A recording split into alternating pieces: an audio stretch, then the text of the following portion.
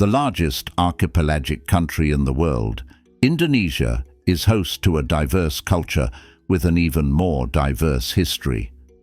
Join us as we unlock and unravel the secrets of this beautiful country. Let's discover wonderful Indonesia. The earliest evidence of human settlements in Indonesia go as far back as 40,000 BC.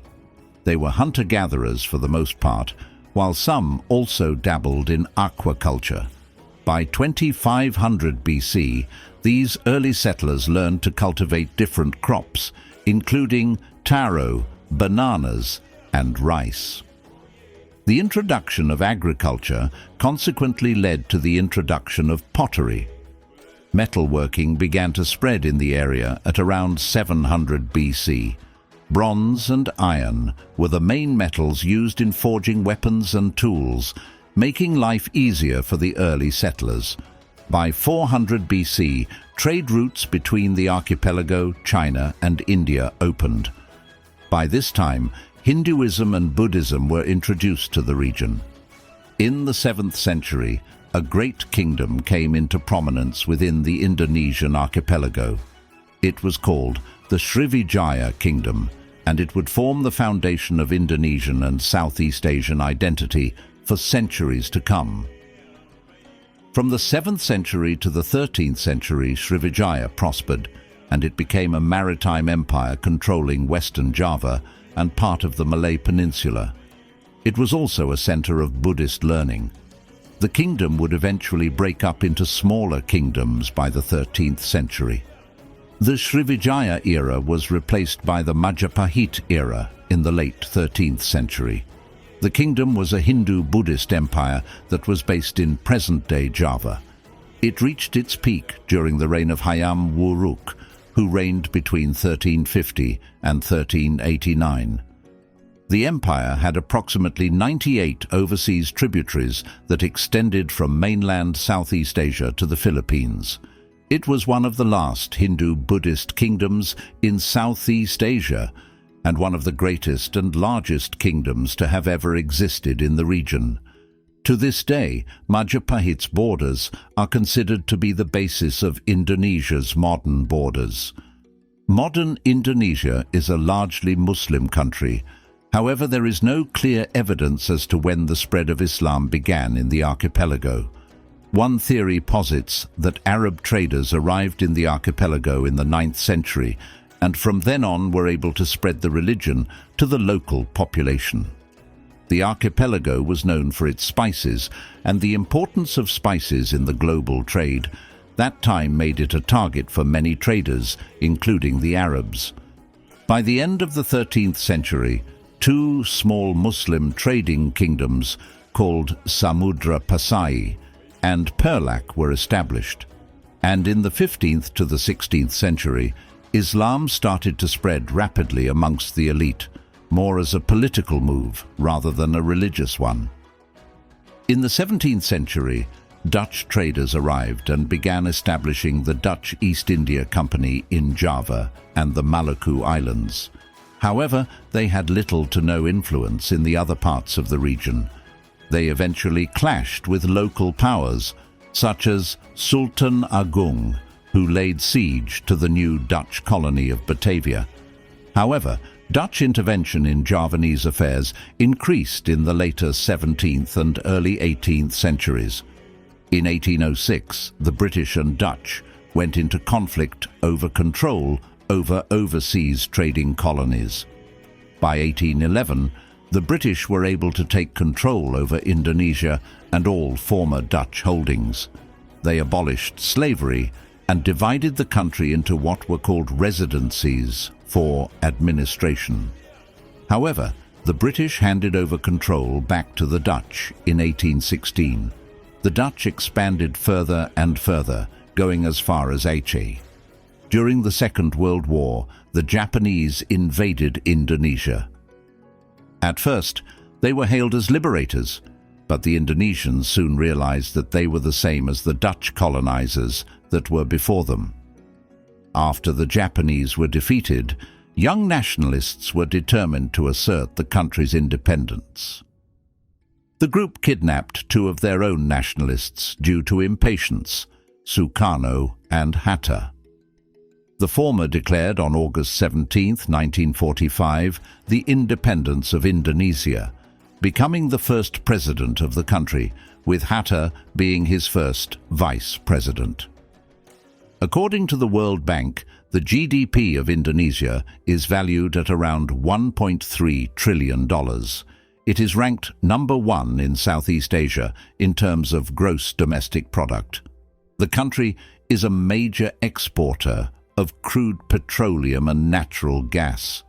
In addition, Indonesia is one of the world's main suppliers of rubber, coffee, cocoa, and palm oil. It also produces a wide range of other commodities, such as sugar, tea, tobacco, copra, and spices. Formerly a highly agricultural economy, Indonesia shifted to manufacturing and worked to improve on its service sector.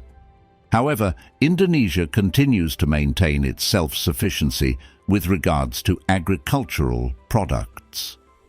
Most agricultural land is dedicated to rice or to various cash crops. Intensive cultivation is restricted to Java, Bali, Lombok, and certain areas of Sumatra and Celebes. While there is no clear symbolism for the flag, it can be traced as far back as the Majapahit Empire. The red and white color can also be explained as an Austronesian belief in the duality of Mother Earth, red, and Father Sky, white. Young nationalists during the Dutch and Japanese occupations used the colors as a form of nationalism, a revolt against the occupiers. The capital of Indonesia is Jakarta, and the country has a total land area of around 1.9 million square kilometers, or 734,000 square miles. The Indonesian archipelago can be characterized by its thousands of islands, each densely populated by jungles and rough mountains, results of millions of years of seismic and volcanic activity. The country has 5 major islands: Sumatra, Java, Kalimantan, Sulawesi, and Papua. Due to its seismic history, Indonesia is home to hundreds, if not thousands, of mountains and volcanoes, the highest one being Puncak Jaya, which stands at about 4,900 meters or 16,000 feet above sea level.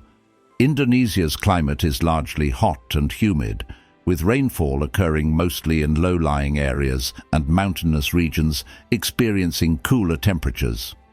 The cities of Jakarta, Ujung Padang, Medan, Padang, and Balikpapan have an average minimum temperature of 23 degrees Celsius or 73 degrees Fahrenheit, and a high of 30 degrees Celsius or 86 degrees Fahrenheit. The country has a total population of 282 million people. While the majority of the population is Javanese, there also exists other ethnic groups in the island, including Sundanese, Malay, Batak, and so on.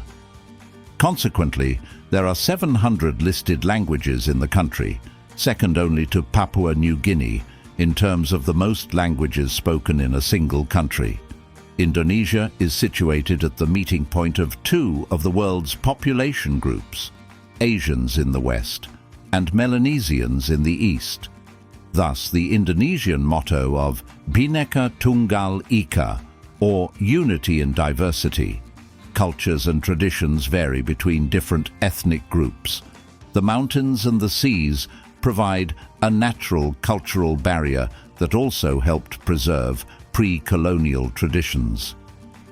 Due to its size, there are a ton of Indonesian dishes whose recipes vary from place to place. While it may be physically impossible to taste every single one of them, there's nothing in trying. Here are a few dishes from Indonesia you can gorge on and try. For barbecue lovers out there, why not try out satay, meat skewers covered in peanut sauce served with rice cakes. You'll find this delectable dish being peddled by street vendors anywhere. How about a Sumatran classic, beef rendang? Imagine a curry, but without the broth. Sumatran food is known for its spiciness, so be ready when you try this one out. Lastly, one of Indonesia's national dishes, nasi uduk, will surely leave you wanting more. It revolves around rice cooked in coconut milk, kind of like Malaysia's nasi lemak. Put any toppings you want, and you're done. But it's usually served with fried chicken, tempeh, shredded omelette and anchovies. Would you like to try any of the dishes mentioned? If so, let us know which one you try, and if there are any other dishes you want to mention, please share them in the comments section. Of course, Indonesia is also home to a number of prominent figures, some historical, some cultural, all of them important. Here are a few popular figures from Indonesia that you may know of. First off, let's start with Sukarno. He was the first president of Indonesia and was one of the leading figures of independence from the Dutch colonizers. Next in the list is Hayam Wuruk. He served as a Javanese emperor during the Majapahit period and helped extend the influence of the empire with his prime minister Gajah Mada. Rich Brian, rapper, record producer and songwriter, is Indonesian. He is known for being part of the Asian American label 88 Rising.